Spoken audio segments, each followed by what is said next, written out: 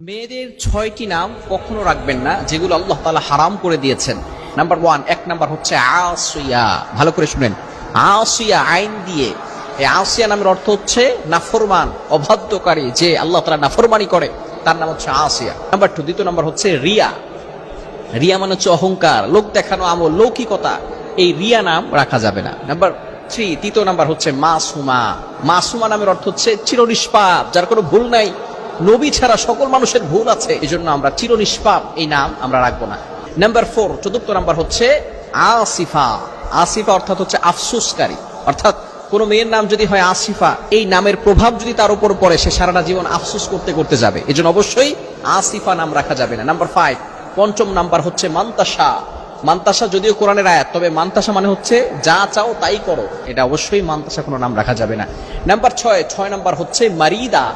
মারিদা মানে হচ্ছে